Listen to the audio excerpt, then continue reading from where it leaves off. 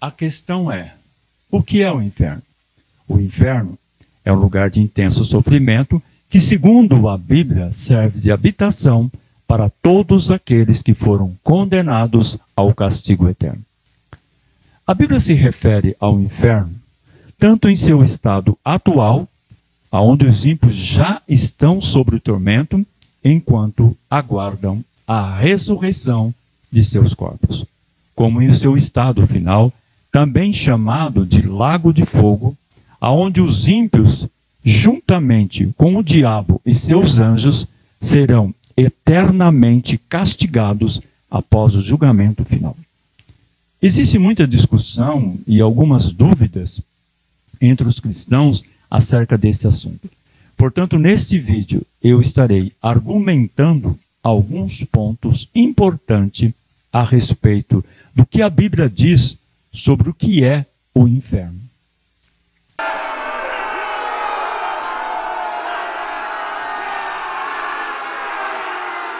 Sejam bem-vindos a mais um vídeo pregando a palavra do Senhor. Eu sou o comentarista Pastor Geraldo e vocês são bem-vindos em meu canal. Mas antes de nós entrarmos nesse assunto, eu gostaria de pedir para vocês se inscrever-se em nosso canal.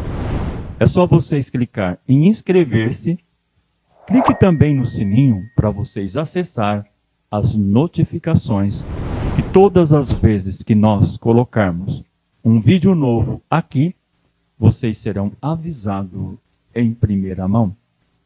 Também não deixe de compartilhar aos seus amigos e fazer seus comentários.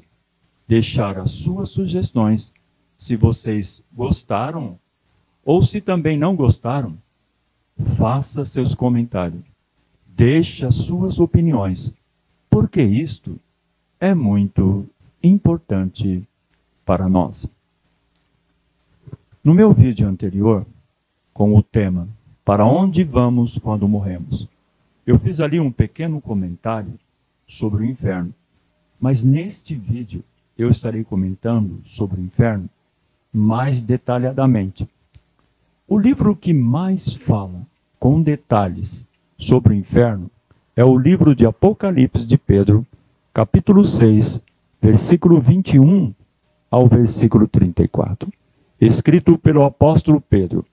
Ele relata em seu livro: eu vi também um outro lugar no lado oposto deste mundo sombrio. Este era o lugar da punição, e aqueles que lá estavam sendo punidos, e os anjos que o puniam, usavam vestes escuras, de acordo com o ar daquele lugar. Lá, alguns estavam pendurados pelas suas línguas. Eram aqueles que tinham blasfemado contra o caminho da justiça, e foi colocado fogo debaixo deles, que os abrasava e atormentava. E vi um grande lago de lodo ardente, no qual estavam enfiadas certas pessoas que tinham se desviado da justiça, e anjos atormentadores estavam colocados sobre elas.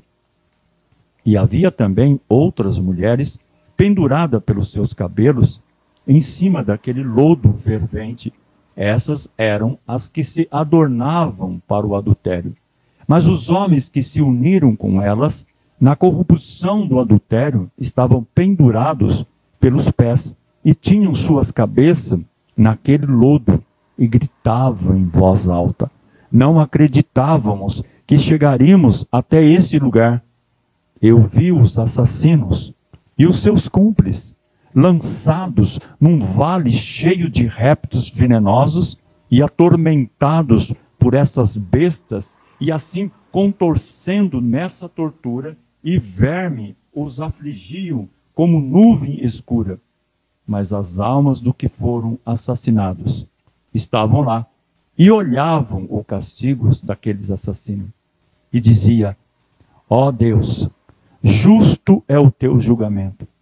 E perto daquele lugar eu vi outro vale, para o qual corria o fluxo e os excrementos, ou seja, as fezes de humanos, daqueles que estavam sendo castigados, e se tornaram num lago de fezes, e lá estavam sentadas mulheres com os excrementos até os seus pescoços, ou seja, fezes até o pescoço. E na frente dela estavam sentadas muitas crianças, chorando que foram por elas abortadas. E das crianças saíam raios de fogo e golpeavam as mulheres nos olhos. Eram essas que conceberam filhos fora do casamento e procuraram aborto. E outros homens e mulheres estavam em chama até a cintura e foram lançados num lugar escuro e golpeados por espíritos maus, e suas entranhas foram comidas por vermes insaciáveis. Eram aqueles que perseguiram o justo e os entregaram. E perto deles havia novamente mulheres e homens que roíam os seus lábios e estavam em tormento e com ferros em brasa nos seus olhos. Eram aquelas que blasfemaram e caluniaram o caminho da justiça. E na frente deles estavam ainda outros homens e mulheres que roíam suas línguas e tinham fogo abrasador nas suas bocas. Eram as falsas testemunhas. E num outro lugar havia pedras em brasa, mais afiada que espada ou qualquer faca, e homens e mulheres em trapos imundos rolavam nelas em tormento. Eram os ricos que confiaram nas suas riquezas e não tiveram piedade dos órfãos e das viúvas e menosprezaram os mandamentos de Deus. Num outro grande lago e cheio de piche, sangue, lodo que borbulhava, estavam homens e mulheres mergulhados até o joelho. Eram os usurários e os que cobraram juros sobre juros. Usurário é o que há usura, que faz empréstimo com usura, é um agiota, onzenário.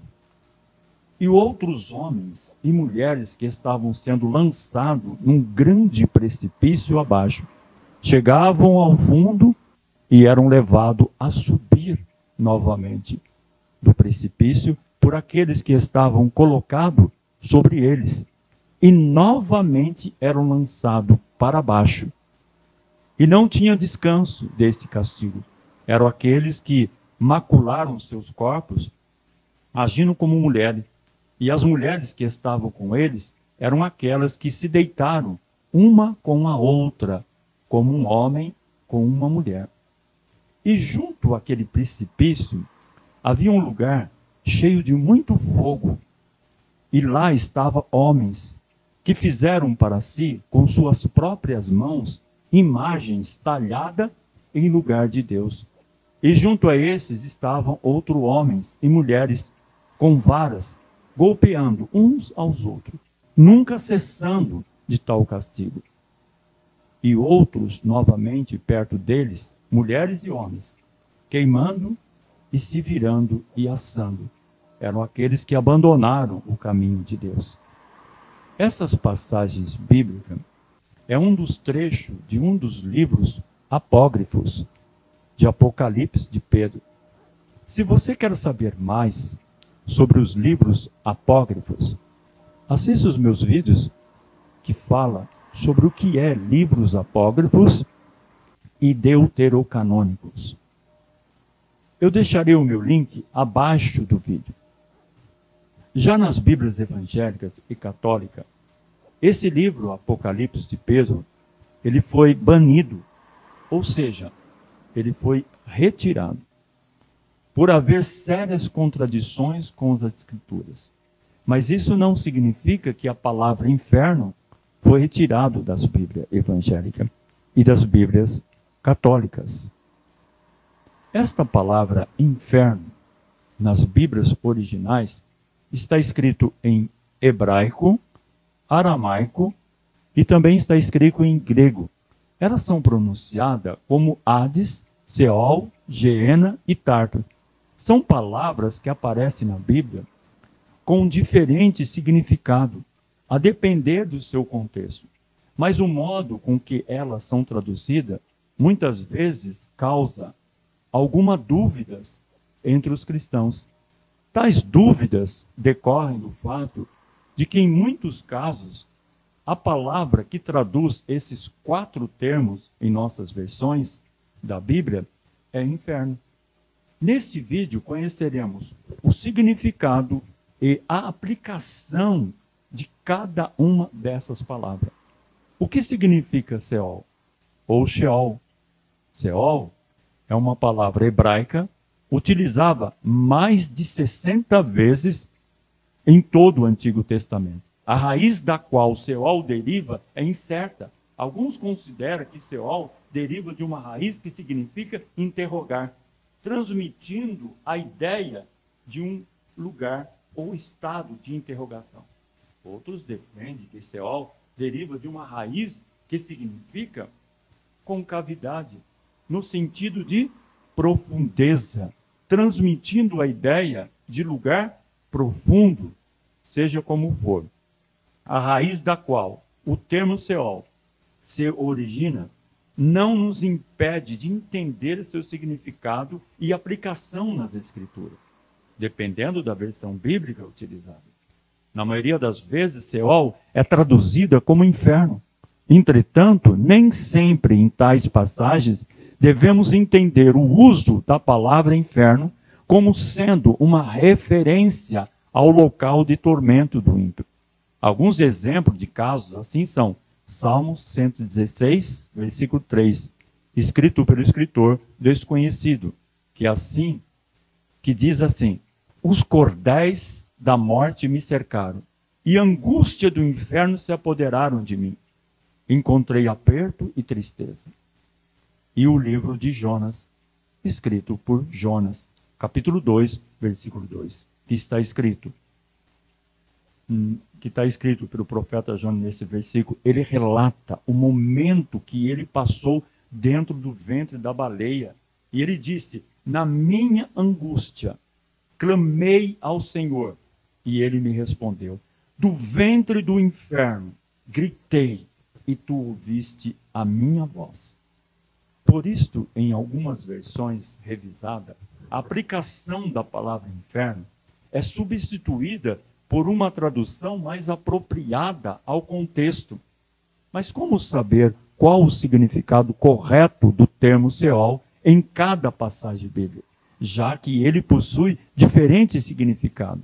Esta pergunta pode ser respondida considerando essencialmente o contexto de cada passagem onde Seol aparece de maneira bem simples. Podemos dizer que na Bíblia Seol se refere ao lugar para o qual uma pessoa vai ou o estado a qual ela se encontra. Sua aplicação pode ser tanto no sentido literal como figurado. Obviamente, esse conceito nos levará a diferente significado e, como já dissemos, o contexto é que decidirá qual o significado correto. Assim podemos dizer que nos livros do Antigo Testamento, Seol pode significar um lugar de castigo para o ímpio, aonde a ira de Deus arde como fogo. Deuteronômio, capítulo 32, versículo 22. Salmo, capítulo 9, versículo 17. E Salmos 55, versículo 15. E Provérbios, capítulo 15, versículo 11. E versículo 24, a própria sepultura, aonde todo homem, seja ímpio ou seja justo, um dia descerá com o seu corpo ao morrer. Gênesis capítulo 44, versículo 29 e versículo 31. 1 Reis, capítulo 2, versículo 6 e versículo 9. O estado de morte, ou seja, a existência desencarnada da alma, é o período em que a alma fica separada do corpo, aguardando a ressurreição, seja para a bem-aventurança eterna ou para a condenação eterna. Geralmente, os estudiosos se referem a esse período como o estado intermediário dos mortos. Quanto a esse último significado, devemos fazer uma observação. Tanto o justo como os ímpios, ao morrerem, entram no estado desencarnado. Porém, vale enfatizar que há uma diferença bem grande nos dois casos. O ímpio, em seu estado desencarnado, permanece num lugar de tormento, enquanto aguardando o quê? A ressurreição de seu corpo. Então ele aparecerá diante do tribunal de Deus para ser julgado e condenado eternamente ao lago de fogo, que é o inferno, em seu estado final. Já o redimido, ao morrer, ele vai estar com Cristo no céu, aonde descansa das tribulações de sua vida terrena. Ele aguarda a ressurreição de seu corpo para habitar com Deus no novo céu e na nova terra durante toda a eternidade. O que significa Hades? Hades é o termo grego mais próximo do hebraico Seol. Na maioria das vezes, Hades é utilizado na Septuaginta, versão grega do Antigo Testamento, para traduzir o termo Seol. Todavia, a palavra Hades é encontrada originalmente no Novo Testamento, o qual foi escrito em grego, tal como o termo Seol. Hades também possui significado diferentes, conforme o contexto determina. Na parábola do rico e Lázaro, Hades significa um lugar de tormento para o ímpio. Lucas capítulo 16. Nesse caso, Hades pode ser traduzido inferno, desde que se entenda que não se trata do inferno em seu estado final. Também vale ressaltar que o Hades na Bíblia nunca significa um mundo inferior ou subterrâneo, dividido em duas alas, uma para o justo e outra para o ímpio. O mesmo princípio também serve para o hebraico Seol. Esse tipo de pensamento tem origem na mitologia grega, onde havia o conceito do Tártaro e do Elísios. Este conceito acabou sendo incorporado em alguns materiais da literatura apócrifa judaica, mas não encontra base bíblica alguma. Portanto, ainda na parábola do rico e Lázaro, o paraíso em que Lázaro aparece não é uma versão bíblica do grego Elísios. Assim também, o Hades, em que o rico é atormentado, não é uma versão do Tártaro. Em Mateus capítulo 11, versículo 23, Jesus disse assim: E tu, Cafarnaum, que te ergues até o céu, serás abatido até o inferno. Porque se em Sodoma tivesse sido feito os prodígios que em ti operaram, teriam ela permanecido até hoje. Será levado para o inferno. Isso não significa que todo o mundo iria para o inferno, mas que a cidade que floresceu com tanta prosperidade perderia a sua prosperidade e ocuparia o lugar mais baixo entre a cidade.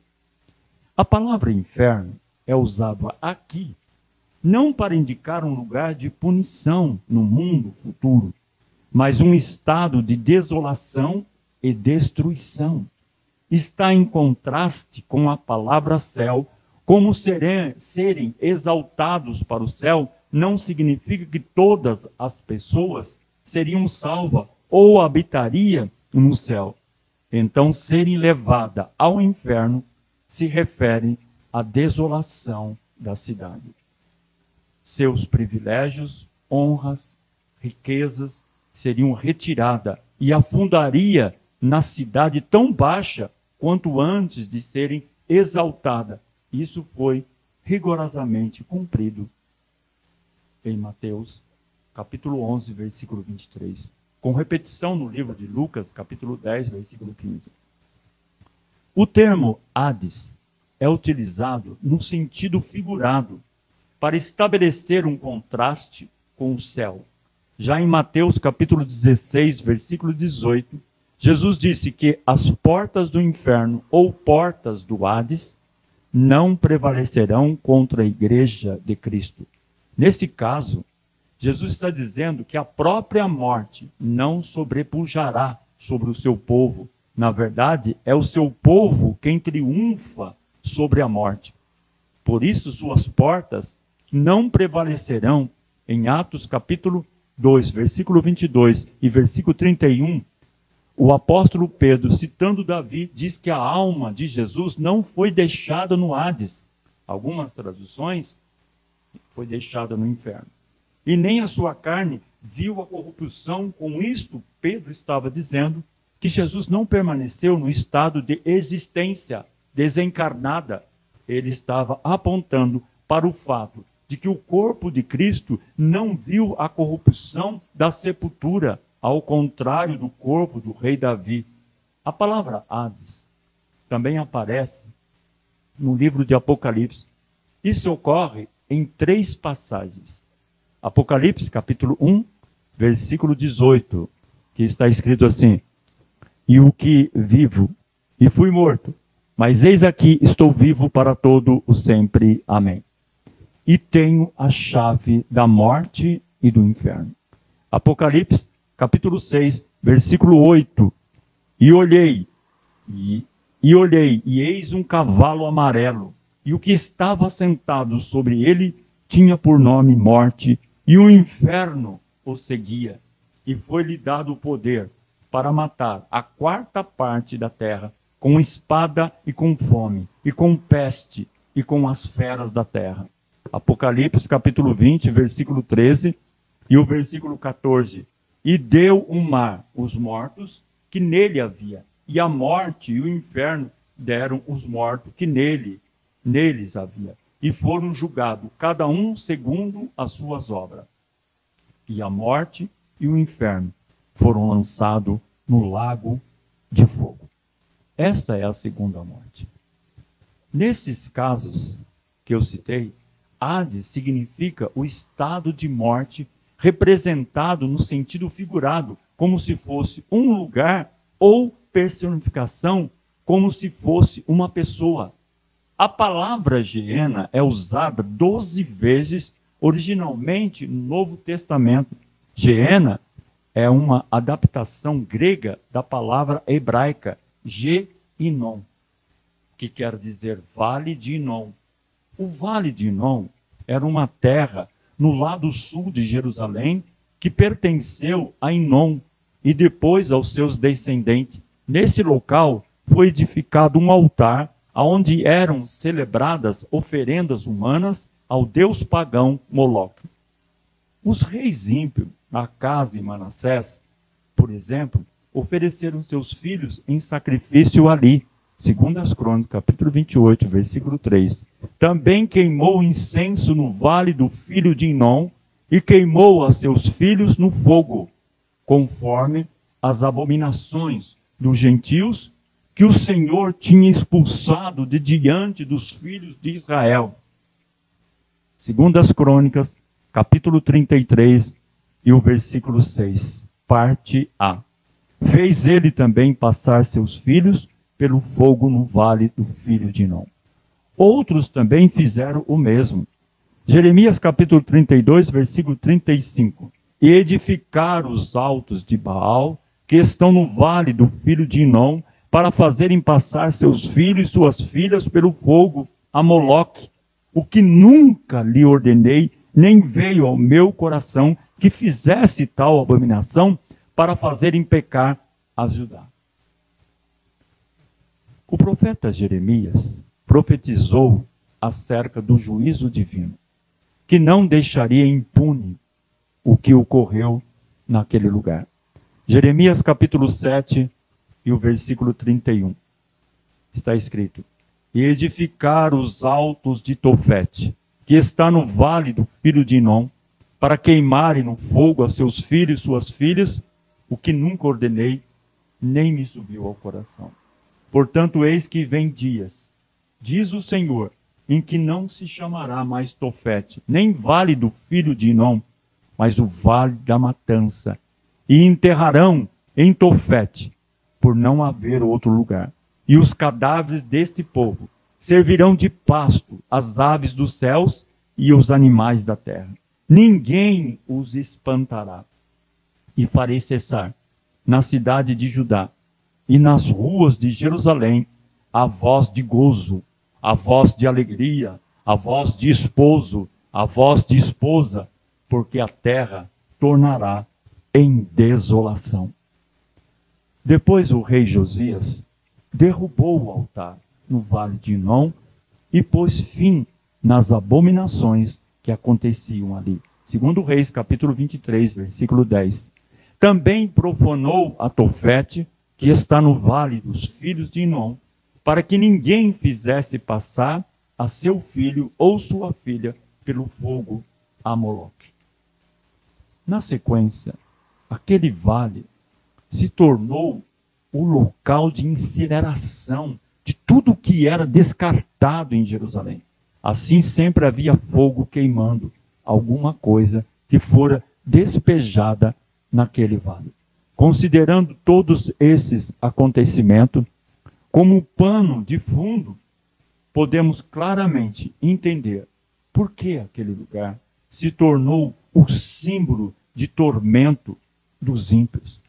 Logo, o hebraico Geinom se tornou em grego Geena, o lugar de castigo sem fim. Isto é, o inferno. Geena sempre significa inferno. Em todas as 12 ocorrências desse termo, nos livros do Novo Testamento, Geena sempre significa inferno. Mateus, capítulo 5, versículo 22 e versículo 29 e versículo 30. Eu, porém, vos digo que qualquer que sem motivo se encolerizar contra seu irmão será réu de juízo, e qualquer que disser a seu irmão raca será réu do sinétrio, e qualquer que lhe disser louco será réu do fogo do inferno.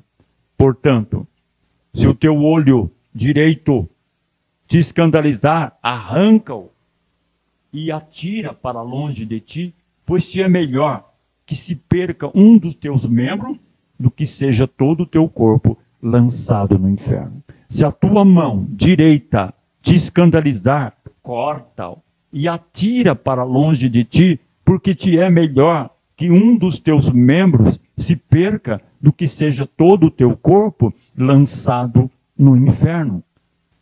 Mateus capítulo 10, versículo 28. E não temais os que matam o corpo e não podem matar a alma.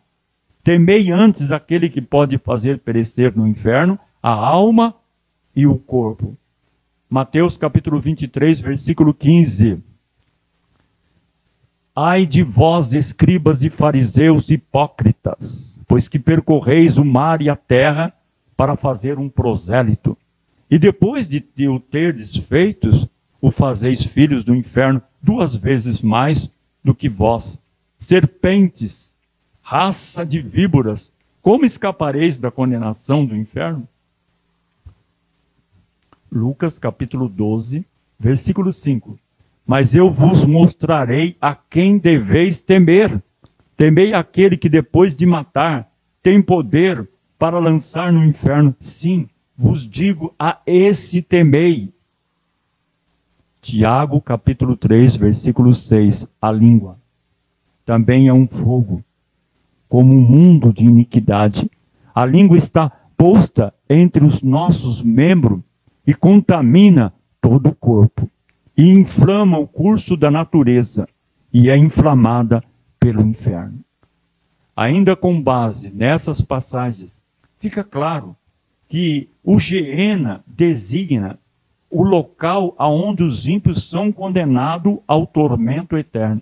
Nesse local, tanto seus corpos quanto as suas almas serão castigados. Mas qual é a diferença entre Hades e Geena? Já que Hades também pode se referir ao lugar de punição dos ímpios. A maneira mais fácil de entender tal diferença é saber que quando o lugar de tormento é chamado de Hades, a referência é ao lugar de punição da alma do ímpio, antes do dia do juízo final. Isto é, durante o estado intermediário.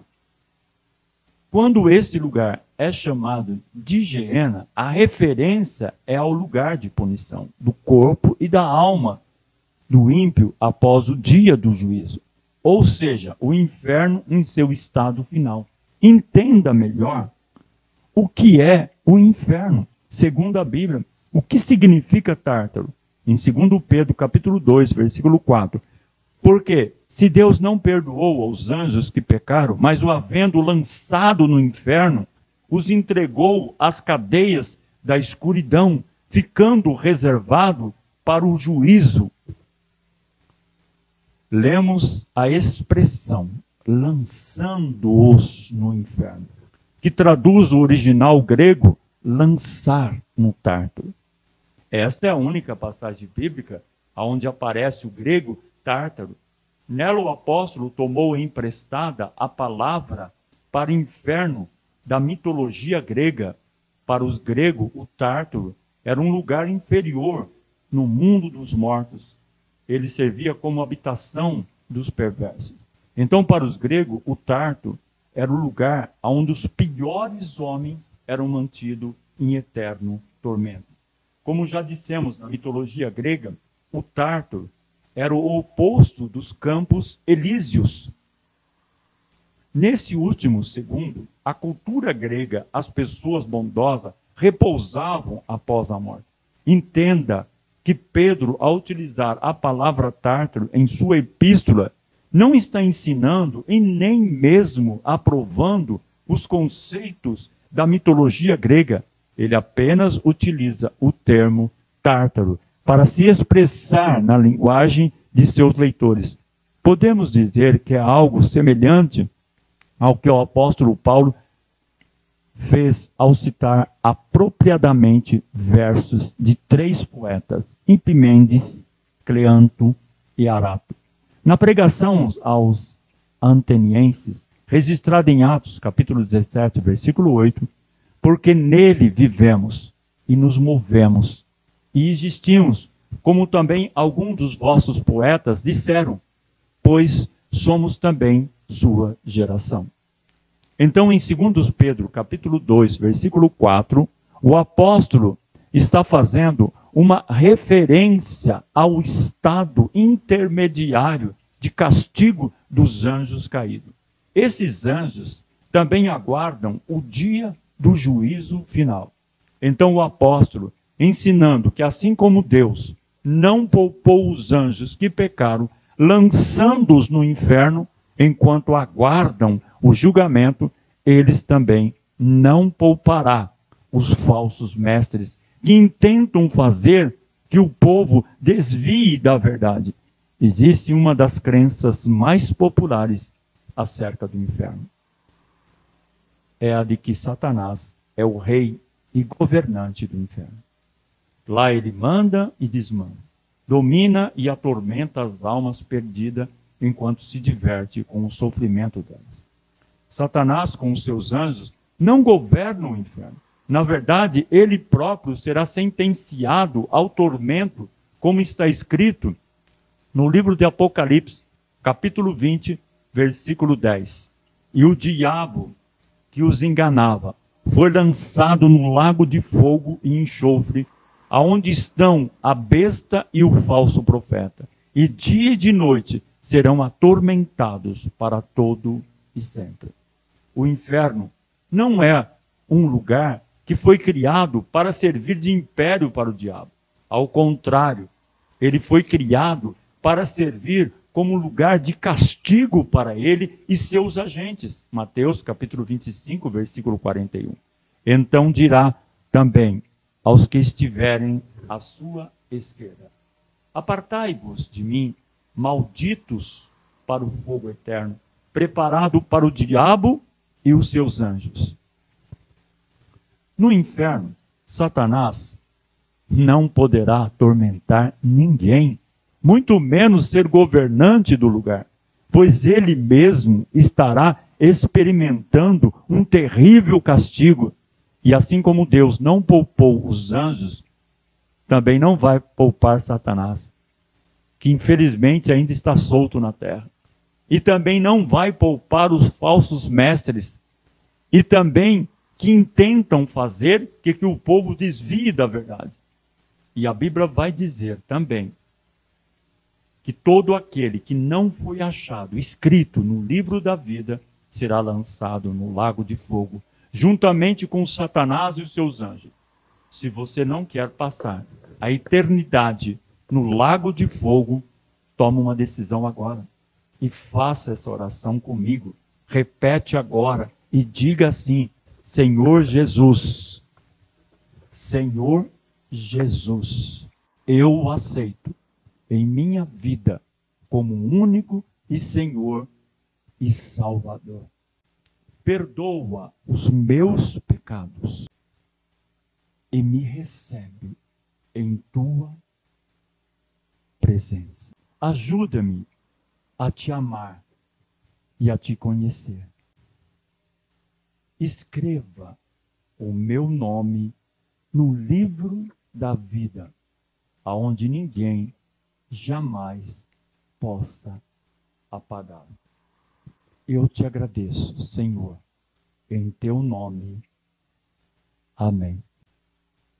Procure uma igreja que pregue a verdade da Bíblia Sagrada, aonde você se sinta bem e sinta a presença de Deus e passe a frequentá-la. Tem em seu coração. Tudo é possível que crê. Você é muito especial para Deus. Para concluir, podemos dizer que se atentar ao contexto de cada passagem é essencial.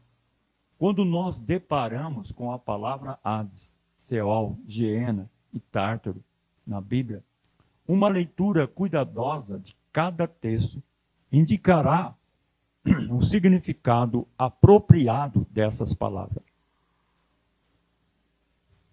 Deixe as suas opiniões nos comentários e que Deus abençoe vocês e suas famílias. E até o próximo vídeo. E fiquem na santa paz de nosso Senhor e Salvador Jesus Cristo.